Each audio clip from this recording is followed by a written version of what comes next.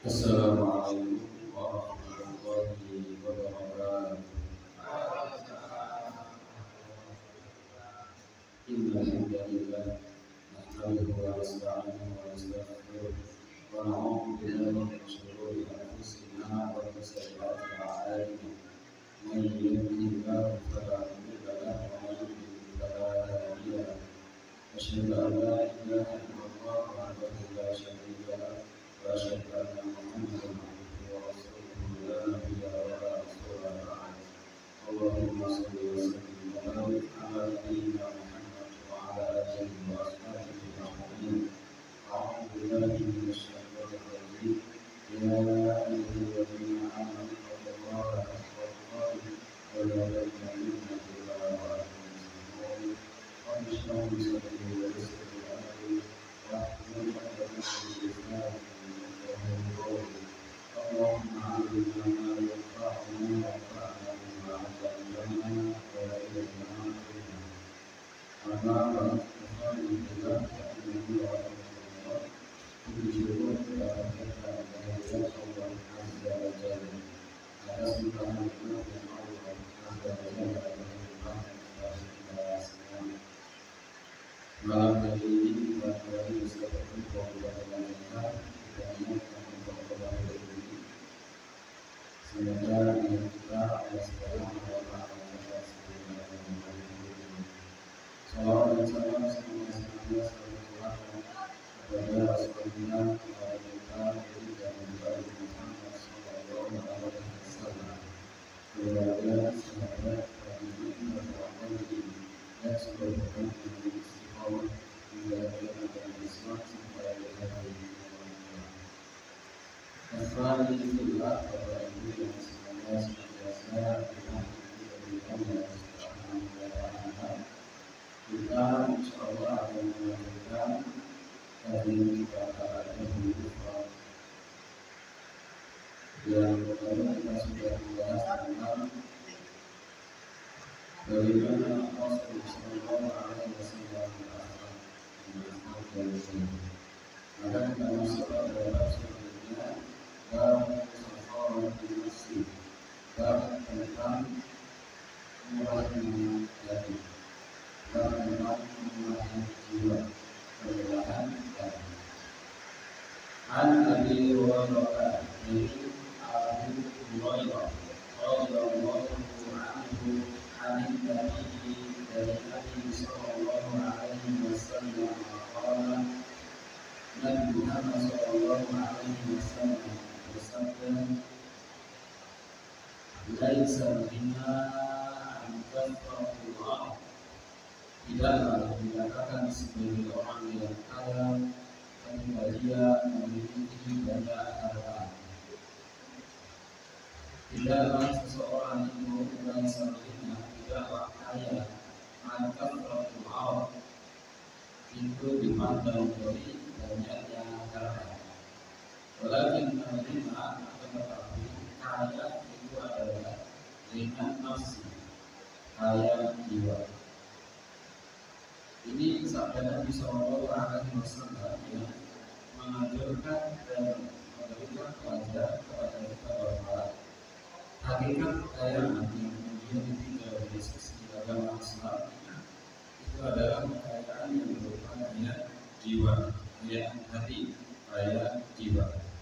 Meskipun di sini ada dua makna kaya. Yang pertama adalah kekayaan dari sisi harta yang Allah Subhanahu wa Ta'ala wajibkan kepadanya beberapa kewajiban, misalnya ada zakat, misalnya ada haji, dan sebagainya. Yang kedua, kaya yang dimaksud dalam agama Islam itu adalah ghinam nafsi, kaya jiwa, kekayaan hati.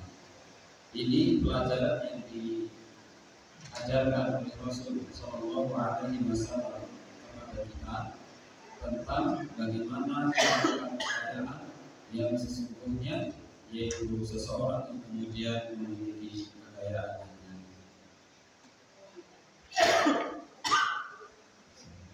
Kekayaan hati itu kalau sembara ini itu sembara hati, sembara dari toro roh khusus termasuk dari bagian makna kekayaan jiwa, kekayaan. An Anas dari Anas bin Malik. An Anas dari Anas beliau berkata, khadimtu Nabiyya sallallahu alaihi wasallam 10 sinin. Aku menjadi pembantunya Nabi Muhammad sallallahu alaihi wasallam selama 10 tahun. Ini kata Anas bin Malik. Aku menjadi pembantunya Rasulullah sallallahu alaihi wasallam selama 10 tahun. Zaman Nabi Muhammad sallallahu alaihi wasallam itu sudah dikenal ada istilahnya pembantu yang kemudian disebut dengan khadim. Di sana juga ada atau dikenal dengan istilah budak atau abdul, budak, hamba sahaya atau bilkul yani, namanya budak. Jadi ada dua hal yang jauh berbeda pada zaman Nabi. Yang pertama ada namanya pembantu, yang kedua ada namanya budak. Kalau budak itu memang diperjualbelikan zaman dulu, yang akhirnya dihapus oleh syariat Islam. Tetapi di sana ada namanya pembantu atau khadim. Nah, pembantu ini dibayar untuk membantu urusan-urusan rumah tangga seseorang, bersihkan rumah, melayani dan sebagainya. Dan ini memang sebagai profesi, dia bekerja secara profesional di Gaza. Di zaman Nabi sudah ada seperti itu. Kalau zaman sekarang dikatakan apa ini ART, asisten rumah tangga. Bahasa ketika zaman Nabi namanya khadim. Nah, Muhammad Shallallahu Alaihi Wasallam pernah punya khadim namanya Anas. Anas ini menjadi pelayan Nabi Muhammad Shallallahu Alaihi Wasallam selama 10 tahun, dan beliau Anas bin Malik kemudian bercerita kepada kita semua, khadimtu an-nabiyya sallallahu alaihi wasallam 10 sinin. Aku menjadi pelayan Nabi Muhammad sallallahu alaihi wasallam selama 10 tahun. Fama qala li ukhwan, selama 10 tahun itu ma qala li ukhwan, Rasul sallallahu alaihi wasallam sebagai seorang majikan kepada pembantunya tidak pernah mengatakan kepada pembantu. Ini akal tadi. Di Rasul sallallahu alaihi wasallam kepada Anas bin Malik, di mana Anas bin Malik pernah bekerja kepada Rasul sallallahu alaihi wasallam selama 10 tahun, dan Rasul selama 10 tahun itu belum pernah maido kepada Anas bin Malik, bahkan mengatakan itu saja belum pernah. Saking bagaimana jumlah dadani Nabi Muhammad sallallahu alaihi wasallam, bagaimana kemudian bobo khususnya Nabi Muhammad sallallahu alaihi wasallam. Dan ini susah untuk ditiru. Majikannya seorang Rasul, pembantunya sekelas Anas bin Malik. Paling-paling misalnya itu secara ini kan pembantunya beliau Anas bin Malik. Ini zaman Nabi seperti itu, luar biasa. Bagaimana mulia seorang majikan dan bagaimana mulianya seorang pelayan. Rasul sallallahu alaihi wasallam dilayani oleh Anas bin Malik selama 10 tahun, dan Rasul belum pernah mengatakan itu kata-kata biasanya itu Rasul tidak pernah berkata seperti itu pada Anas bin Malik. Wa ma qala li syai'in lam af'alhu, dan Rasul sallallahu alaihi wasallam terhadap perkara yang belum aku kerjakan, Rasul tidak mengatakan ala kunta fa'alta, kenapa kamu belum kerjakan. Anas bin Malik belum mengerjakan pekerjaannya. Rasul tidak pernah mengatakan kenapa kamu belum kerjakan. Ini kalau bukan Rasul tidak. Ya namun Rasul itu dikatakan apa ini? Wala li syai'in fa'altu, dan terhadap perkara yang aku kerjakan, Rasul tidak pernah mengatakan lima fa'alta, kenapa kamu kerjakan. Terhadap sesuatu yang dulu dikerjakan oleh Anas bin Malik, Rasul tidak pernah mengatakan kenapa kamu belum kerjakan. Dan terhadap perkara yang dikerjakan oleh Anas bin Malik, Rasul tidak pernah mengatakan kenapa kamu kerjakan. Ini sosok pribadi Rasulullah Shallallahu Alaihi Wasallam. Bagaimana akhlak beliau yang luar biasa. Maka sampai kiamat tidak akan pernah ada orang yang bisa meniru akhlak Rasulullah Shallallahu Alaihi Wasallam. Beliaulah khairul bariyah, sebaik-baik ciptaan. Beliaulah sayyidun nas, sayyidun bani Adam. Beliaulah pemimpinnya anak Adam, yang akhlak beliau tidak pernah ada yang bisa menyamai akhlak beliau Sallallahu Alaihi Wasallam. Maka ketika Rasul Sallallahu Alaihi Wasallam, sebagaimana yang pernah kita jelaskan ketika kita membahas kitab usul iman, Rasul Sallallahu Alaihi Wasallam menjelaskan bahwa di akhir zaman nanti menjelang hari kiamat akan muncul sosok pemimpin namanya Imam Mahdi. Beliau Imam Mahdi ini adalah suatu gelar, julukan. Kata Rasul Shallallahu Alaihi Wasallam, bermakna namanya seperti namaku, yaitu Muhammad. Nama aslinya, nama asli Imam Mahdi itu adalah Muhammad. Dan nama bapaknya seperti nama bapakku, yaitu Abdullah. Maka namanya adalah Muhammad bin Abdullah. Kata Rasul, tetapi akhlaknya tidak pernah bisa menyamai akhlak, tidak bisa. Aisyah radhiyallahu taala anha sampai pernah berkata, khuluquhu al-Qur'an. Akhlaknya Rasul adalah Al-Qur'an. Al-Qur'an yang tervisualisasikan. Al-Qur'an yang nampak dan gerak-gerik. Itulah Rasulullah Sallallahu Alaihi Wasallam. Maka tidak ada orang yang bisa meniru Rasulullah Sallallahu Alaihi Wasallam dari sisi akhlak. Tetapi paling tidak kita berusaha untuk mendekati akhlak Rasulullah Sallallahu Alaihi Wasallam meskipun berat. Nah, Rasul itu ketika kemudian Rasul memiliki seorang pembantu bernama Anas bin Malik yang beliau membantu menjadi pembantu pelayan Rasul selama 10 tahun, bekerja dengan Nabi selama 10 tahun, tetapi Rasul tidak pernah berkata kepada Anas, mengerjakan poin ini, tidak pernah. Wa maqala li syai'in lam af'alhu ala kunta fa'altan, dan terhadap pekerjaan yang belum aku kerjakan, Rasul itu tidak pernah berkata kepada aku, kenapa kamu belum kerjakan? Dan terhadap perkara yang sudah aku kerjakan, Rasul tidak pernah mengatakan kenapa kamu kerjakan ini. Ini sosok baginda Nabi Muhammad Sallallahu Alaihi Wasallam yang luar biasa.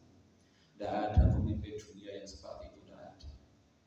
Pemimpin dunia tidak ada yang seperti Nabi Muhammad Sallallahu Alaihi Wasallam. Akhwanillah rahimani wa rahimakumullah. Anas bin Malik, masih dari Anas bin Malik, dia berkata, Anas bin Malik termasuk perawi hadis yang banyak meriwayatkan hadis.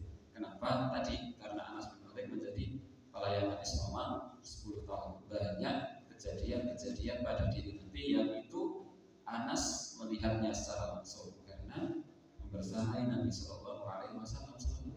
Termasuk Abu Hurairah itu banyak sering berhari-hari menemani Nabi Muhammad Sallallahu Alaihi Wasallam. Maka banyak hadis yang berasal dari An Abi Hurairah, An Abi Hurairah, An Abi Hurairah. Atau Aisyah, istri Nabi, jelas selalu membersamai Nabi. Maka banyak sekali hadis yang An Aisyah, An Aisyah, An Aisyah. Tapi kalau Umar, Abu Bakar itu sering diberi tugas oleh Nabi, tugas ke daerah sana, tugas ke sana, tugas ke sana. Maka jarang ada hadis An Abi Bakar, An Abi Bakar jarang. Meskipun ada An Umar, ada, tapi jarang. An Utsman jarang. Karena oleh itu sering diberi tugas ke sana, diberi tugas untuk melakukan satu perkara di sana, jadi sering ada tugas dari Nabi untuk keluar. Ikhwani fillah rahimani wa rahimakumullah. Dari Anas bin Malik beliau berkata, "Kana Nabi sallallahu alaihi wasallam rahiman." Rasul sallallahu alaihi wasallam itu adalah seorang yang penyayang luar biasa itu Rasul. Wa kana la yatihi ahadun illa wa'ada. Tidaklah ada orang yang datang kepada Nabi melainkan Nabi biasanya menjanjikan sesuatu. Nabi menjanjikan sesuatu. Misalnya, ya fulan datang ke saya, kalau saya punya nanti saya akan beri kamu ini dan itu. Rasul biasa menjanjikan sesuatu kepada seseorang. Wa anjasa lahu in kana inda, dan Rasul pasti menepati janji itu manakala Rasul memilikinya. Kalau tidak punya, ya namanya tidak punya. Tapi Rasul pasti menepatinya kalau Rasul punya. Indah. Suatu hari, wa uqimatis shalah, iqamat. Allahu akbar, asyhadu an la ilaha illallah, sampai la ilaha illallah qamat. Rasul ngimami. Ketika mau ngimami, tiba-tiba wajahahu Arabiyyun, tiba-tiba datang seorang Arab Badui. Biasa orang Arab Badui biasanya aneh-aneh. Datang orang Arab Badui, fa'akhadha bi thawbihi, tiba-tiba minta baju kepada Rasul. Rasul mau ngimami Rasul minta baju. Arab Badui itu aneh sebagaimana pernah kita sampaikan. Tapi biasanya para sahabat malah senang karena ada sesuatu yang unik nanti kalau ada orang Arab Badui. Faqala, Nabi lalu bersabda, innama bagiya min hajati yasirah, sesungguhnya aku masih punya keperluan sebentar. Berkata Abu sama para jamaah, sudah mau imami, datang orang Arab Badui meminta baju. Kata Rasul pada jamaah, sebentar, aku masih punya keperluan sedikit. Wa akhafu an ansaha, dan aku khawatir saya melupakan keperluan itu, khawatir. Faqama ma'ahu hatta faragha min hajatihi. Rasul sallallahu alaihi wasallam berdiri bersama orang Arab Badui itu dan menyelesaikan hajatnya, yaitu diberi orang Arab Badui itu baju. Kemudian summa aqbala, setelah itu baru Rasul balik lagi ke masjid. Fasalla, baru Rasul sholat. Bagaimana sabarnya Rasul sallallahu alaihi wasallam. Nek kula wonten niku Bose ngerti orang arek imam ya. Rasul malah bilang kepada sahabat, sebentar, saya masih punya urusan sebentar yang kalau saya tunda nanti saya khawatir saya lupa. Maka Rasul pergi memenuhi hajatnya, keperluannya, selesai keperluannya, Rasul balik lagi ke masjid untuk mengimami sholat. Bagaimana luar biasanya akhlak Rasul, sabarnya luar biasa. Makanya tidak ada orang yang bisa meniru Rasul, tidak pernah ada sampai kiamat. Bisanya hanya mendekati saja, tapi nggak bisa meniru persis Rasul, itu nggak akan ada orang yang bisa. Alhamdulillah rahimani wa rahimakumullah. Hadis ini menunjukkan bagaimana kemudian keutamaan Rasul sallallahu alaihi wasallam, luar biasanya akhlak Nabi Muhammad sallallahu alaihi wasallam. Maka tidak heran hanya dalam waktu berapa tahun Nabi itu berapa? 10 tambah 23 tahun, di 13 tahun di Makkah, 10 tahun di Madinah. Bagaimana kemudian persebaran agama Islam itu semakin cepat, sangat cepat meluas hingga hari ini, luar biasa. Sampai dalam buku yang ditulis oleh tokoh Barat, siapa namanya? Saya lupa saya. Itu orang yang paling berpengaruh di dunia nomor 1 itu adalah Nabi Muhammad SAW. Padahal dia bukan orang Muslim, tapi beliau dengan jujur menulis orang yang paling berpengaruh di dunia pertama dan utama itu adalah Nabi Muhammad SAW.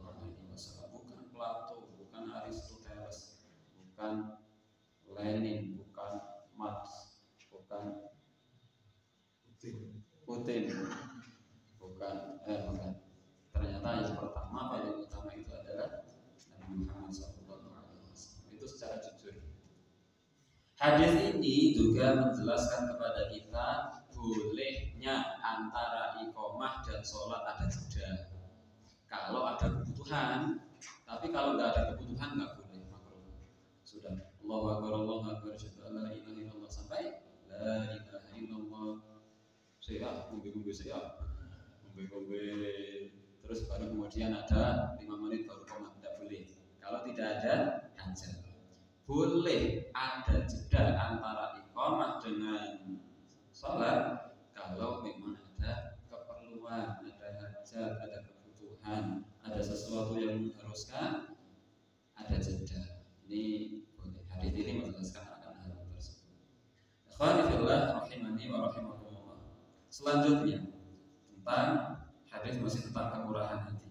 An Abdullah ibni Az-Zubair, dari Abdullah bin Zubair, qala, beliau berkata, ma ra'aitu imra'ataini, aku belum pernah melihat dua orang perempuan ajwada, yang lebih bagus akhlaknya, yang lebih mulia hatinya, min Aisyah, daripada Aisyah, wa Asma, dan Asma. Kata Abdullah bin Zubair, aku belum pernah melihat dua orang wanita yang semulia Aisyah dan Asma. Aisyah putrinya Abu Bakar, Asma putrinya Abu Bakar. Aisyah sama Asma ini bukan adik, tapi beda itu. Aisyah putri Abu Bakar, Asma putri Abu Bakar. Aisyah mendapatkan suami yaitu Rasul Shallallahu Alaihi Wasallam. Asma itu yang saya lupa.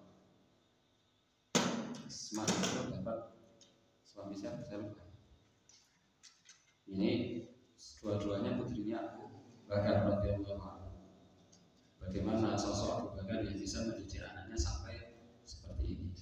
Wajuduhuma, tetapi kemuliaan keduanya berbeda, mukhtalif, berbeda.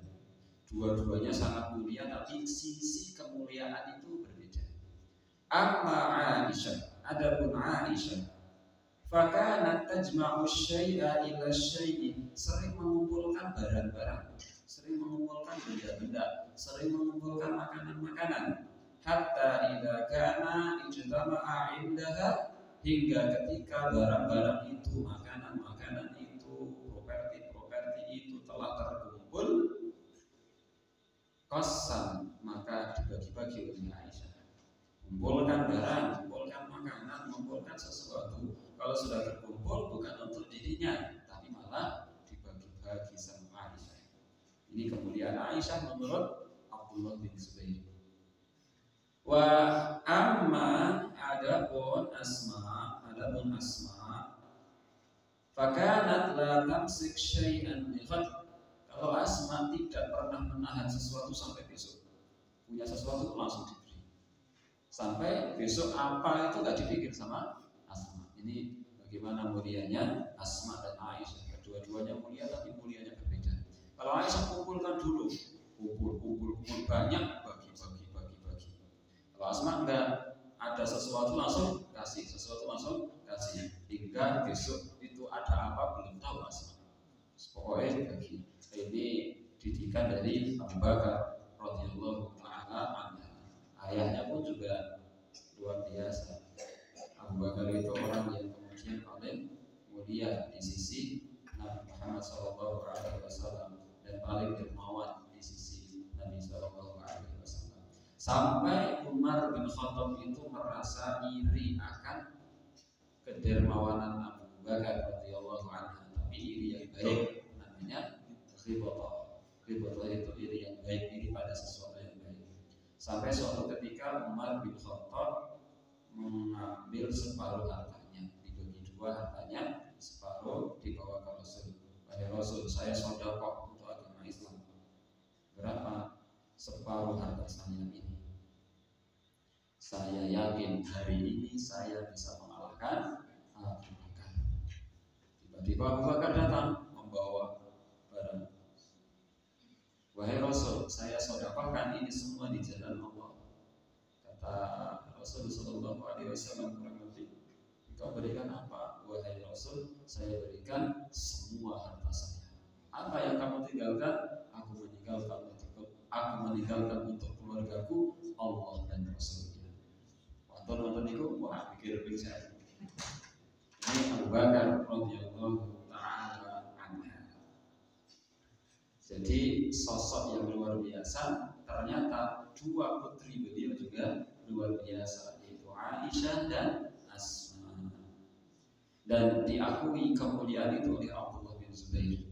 Nah, ini hadis yang menjelaskan bagaimana sosok para sahabat, sahabiyat itu sahabat perempuan namanya sahabiyat. Sosok sahabat, sosok sahabiyat itu luar biasa murahnya hati mereka, luar biasa cemburu dadanya mereka, luar biasa khususnya mereka, luar biasa.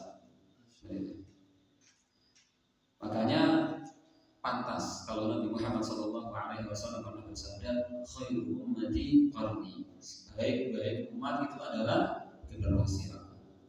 Tsumma alladziina yalunahu, kemudian generasi setelahnya. Tsumma alladziina yalunahu, kemudian generasi setelahnya. Pantas pula ketika Nabi Muhammad SAW menjelaskan tentang perpecahan umat, ada satu yang tidak akan masuk ke dalam neraka. Kata Nabi Muhammad SAW, hum man kana ala mithli ma ana alaihi al-yawma wa ashabi, yaitu orang-orang yang berada di atas jalanku dan berada di atas jalan para sahabatku. Maka pantas kalau Rasul sampai bersandar seperti itu. Pantas pula ketika Rasulullah SAW bersabda, "Lau anna ahadakum anfaqa mithla Uhudin dhahaban ma adraka mudda ahadihim wala nasifa." Seandainya kalian semua menginfakkan emas sebesar gunung Uhud, dan sahabat Nabi menginfakkan emas satu mud itu begini, atau setengahnya begini, ma'adroka mudda ahadihim wala nasifa, tidak bisa menyamai sedekah sahabat yang hanya satu mud atau setengah. Kita sedekah satu gunung Uhud, sahabat sedekah hanya satu mud atau setengahnya, bahkan sedekah kita yang satu gunung Uhud itu tidak pernah bisa mengimbangi sedekahnya sahabat yang hanya satu. Pantas kalau Rasul SAW bersabda seperti itu, melihat bagaimana kehidupan sahabat Nabi yang luar biasa seperti ini. Asma, Aisyah, belum Abu Bakar, belum Umarnya, belum Utsmannya, belum Ali, belum. Maka kalau kita membaca sirah Nabi itu, kita akan melihat bahwa kita itu ternyata ternyata nampak sama sekali tidak ada apa-apa. Maka bagus kalau Bapak Ibu itu kutip sirah, kutip buku sirah sejarah ini bagus. Yang bagus itu namanya Ar-Rahibul Maktum karya Syekh Sofi Rahman Al-Murafuri. Judul terjemahannya sudah ada, namanya Sirah Nabawiyah. Nah, itu bagus. Sirah Nabawiyah karya Syekh Sofi Rahman Al-Murafuri. Sana ditunjukkan bagaimana mulianya Nabi. Atau kalau enggak, Bapak Ibu bisa beli buku judulnya Al-Yatim karya Syekh Sami Said. Terjemahannya judulnya Muhammad Sang Yatim. Itu bagus di sini tentang kehidupan Nabi Muhammad SAW pribadi. Atau kalau tidak, yang ketiga, Bapak Ibu bisa cari buku judulnya Asy-Syama'il Al-Muhammadiyah. Sudah ada terjemahannya namanya sama, Syama'il Muhammadiyah. Nama buku karya Imam At-Tirmidzi. Atau terjemahannya kalau tidak diterjemahkan dengan Syama'il Muhammadiyah, diterjemahkan dengan Syama'ilun Nabi. Ini mengungkap sisi kehidupan Nabi Muhammad SAW. Bagus.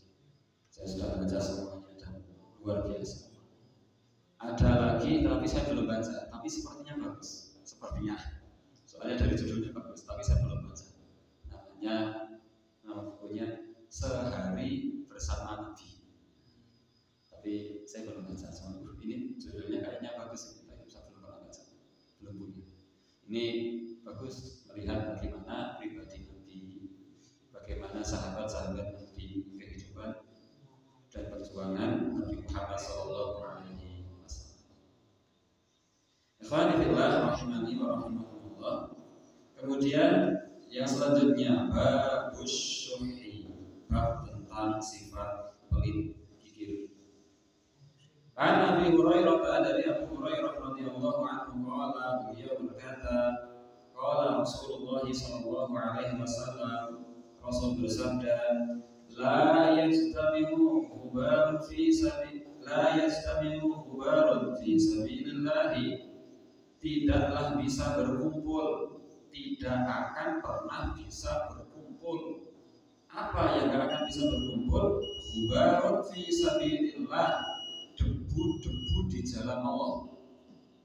Debu-debu di jalan Allah ini gak akan pernah bisa berkumpul. Dengan apa? Wa dukhalu jahannam, dengan asap jahannam. Tidak mungkin bisa berkumpul. Fi jawfi abdin abadan, dalam perut seorang hamba. Tidak mungkin. Kalau perut seorang hamba sudah pernah terkena debu-debu jihad di jalan Allah, maka tidak mungkin dia terkena api neraka jahanam. Jangankan apinya, asap neraka jahanam saja tidak. Nah, ini kalau orang kok bisa kena asap neraka jahanam, kemungkinan dia belum terkena debu-debu di jalan Allah. Meskipun kemudian belum pernah terkena debu di jalan Allah itu tidak bisa masuk surga, ya enggak juga. Cuma hadis ini sedang menjelaskan bahwa kalau dia sudah terkena debu di jalan Allah dan kemudian di akhirat nanti, maka asap neraka jahanam gak akan bisa menyentuhnya, asapnya tok, apalagi apinya. Kenapa? Karena Nabi bersabda, tidak mungkin bisa berkumpul dalam perut seorang hamba dua perkara. Satu, debu di jalan Allah. Dua, asap neraka jahanam. Dua hal ini gak bisa bersama dalam perut seorang hamba. Pasti salah satunya kalah. Kalau dia sudah terkena debu di jalan Allah, maka dia tidak akan terkena asap neraka jahanam. Wala, dan tidaklah ia jatami'u, tidaklah berkumpul asyuku, sikap sifat kikir, wal iman, dan keimanan, fi qalbi abdin abadan, pada hati seorang hamba selama-lamanya. Tidak akan bisa berkumpul sikap sifat kikir dan sebuah keimanan dalam diri seorang hamba. Semakin kuat iman seseorang, maka semakin terkikis rasa kikirnya. Semakin kikir seseorang menunjukkan imannya semakin melemah. Karena Nabi bersabda, tidak mungkin bisa berkumpul keimanan dan sifat kikir pada diri seorang hamba. Khalifillah rahimani wa rahimakumullah. Kalau kita kembali kepada masalah tadi, yaitu Abu Bakar radhiyallahu anha sampai kemudian Rasulullah sallallahu alaihi wasallam pernah kita sampaikan bersabda bahwa seandainya iman Abu Bakar diletakkan di satu daun timbangan, kemudian iman seluruh umat manusia diletakkan di daun timbangan yang lain, la rajahat iman Abi Bakar, maka lebih berat imannya Abu Bakar. Sabda Nabi, lau wuzina iman Abi Bakar fi kifah, seandainya imannya Abu Bakar diletakkan di satu daun timbangan, wa wuzina iman hadhihi ummah fi kifah, imannya umat ini diletakkan di satu daun timbangan, la rajahat iman Abi Bakar, maka akan lebih berat imannya Abu Bakar. Terbukti Abu Bakar itu pernah sampai mengeluarkan hartanya di jalan Allah sampai full 100% diberikan semua. Jadi kekhususan sahabat Nabi, kalau kita tidak boleh seperti itu. Kita boleh berinfak sedekah itu maksimal sepertiga, itu kita sepertiga. Soalnya kita tidak mungkin imannya sekuat Abu Bakar. Sudah berikan semua mesti dulu. Waduh, pasti ditawarin. Kabar ini ngomong mesti dulu kalau kita Abu Bakar ada iman kita ada sekuat Abu Bakar. Maka kita itu tidak boleh berinfak bersedekah lebih dari sepertiga harta kita. Sepertiga itu maksimal. Kemudian hadis yang selanjutnya an Abdullah bin Rubaiyah, dari Abdullah bin Rubaiyah qala, beliau berkata, kunna julusan inda Abdullah, kami pernah duduk-duduk di sisi Abdullah. Fadzakaru rajulan, kemudian orang-orang menceritakan seorang laki-laki. Fadzakaru min khuluqi, mereka menceritakan tentang akhlak seorang laki-laki. Faqala, dan Abdullah berkata, faqala Abdullah berkata, ara'aitum law qata'tum ra'sahu, bagaimana pendapat kalian seandainya kalian potong lehernya? Akuntum tastati'una an taghayyaru khuluqah, apakah kalian bisa mengubah akhlaknya hatta taghayyaru khuluqah, hingga kemudian kalian ubah ciptaannya? Artinya apakah kalian bisa mengubah akhlaknya sebagaimana kalian bisa mengembalikan kepalanya? Maka tentu tidak bisa. Inna an-nutfata, sesungguhnya nutfah, sperma, latas takiru fil rahim, menetap di rahim arba'ina lailah, selama 40 hari. Thumma tanhadiru daman, kemudian menjadi darah. Thumma takunu alaqatan, darah itu kemudian menjadi segumpal darah. Thumma takunu mudghatan, kemudian segumpal darah itu menjadi segumpal daging di rahim seorang ibu. Thumma yab'atsullahu malakan, kemudian Allah mengutus malaikat. Fa yaktubu, malaikat itu menuliskan rizqahu, rizkinya. Wa khuluquhu, akhlaknya. Wa syaqiyan, bahagianya, sengsaranya. Au sa'idan, atau bahagia. Maka rizki kita sudah ditentukan oleh Allah, termasuk akhlak kita ini sudah ditentukan oleh Allah Subhanahu wa Ta'ala. Maka masing-masing kita punya bawaan akhlak sendiri-sendiri. Tinggal kita bisa memilih akhlak itu atau tidak. Semakin kita memiliki sifat yang tidak baik, tapi kemudian kita berusaha semaksimal mungkin untuk mengelola sifat itu, maka semakin berpahala besar kita di sisi Allah Subhanahu. Maka saya pernah ngobrol panjang lebar dengan kawan saya yang BK, bukan istri saya, kawan saya. Kata beliau menerima pelajaran ketika di kampus itu, katanya itu watak seseorang itu nggak bisa dirubah, sampai meninggal itu nggak bisa dirubah, bisanya dialihkan, tidak bisa dirubah. Itu sudah watak bawaan dari lahir kayak gitu. Sifatnya pemarah ya pemarah, cuma bisa dialihkan. Maka dia alihkan marah itu ketika melihat kemungkaran. Awalnya semua hal yang menjengkelkan pasti marah. Itu sudah watak, tidak bisa dirubah.